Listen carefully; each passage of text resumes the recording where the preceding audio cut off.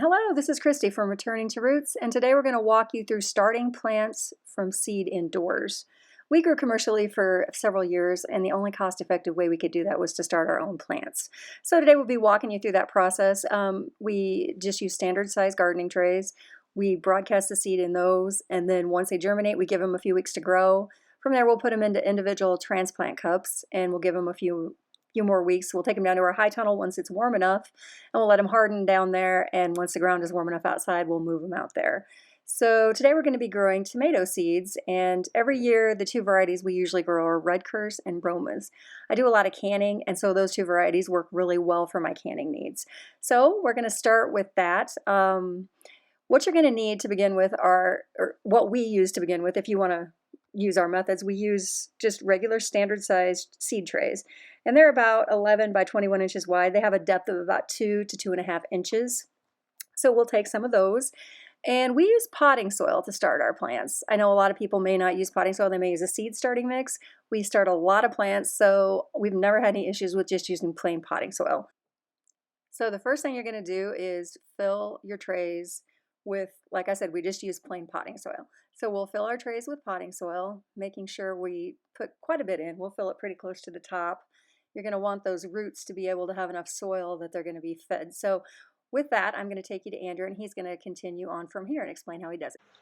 It's, these little ditches here are made to assist in spacing of the seeds, and also to get good seed to soil contact once they're covered up, and help control the depth of what the seeds are planted at.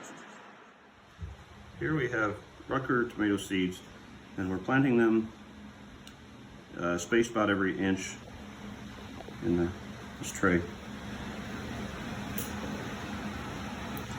Just following the rows down. If they fall closer together, that's fine too. We're going to be transplanting them from here once they sprout.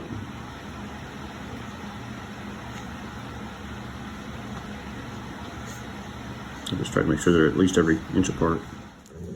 Okay, we got seeds in the little troughs in here.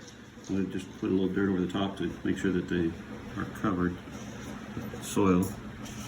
And once we get all these covered real quick, we'll go back across and pack it down so that they have good contact between the soil and the seeds.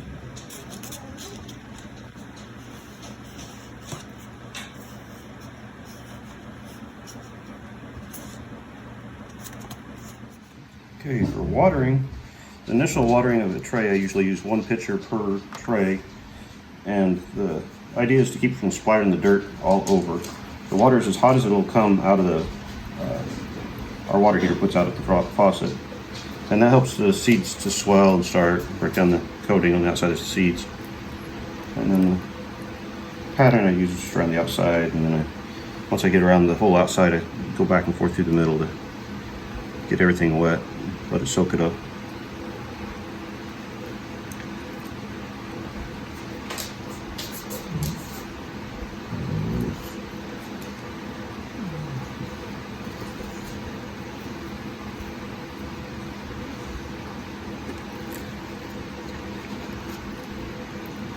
Should soak it up pretty well, and that'll be all they get for like a week until they get sprouted. Now, once the water's in there, we like to trap it in to keep the seeds moist. So put these lids on here and try to get them pretty well sealed to keep the moisture from coming out. Put a tape on the ends to hold it down.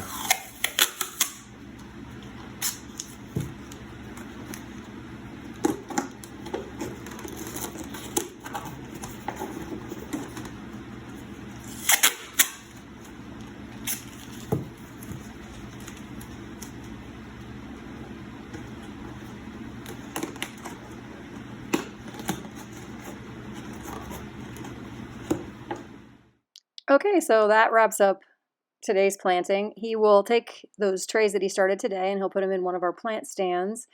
And like I said, tomatoes are pretty quick. They might take 4 or 5 days to germinate. And then we'll do another video on the progress of those trays in maybe about a week.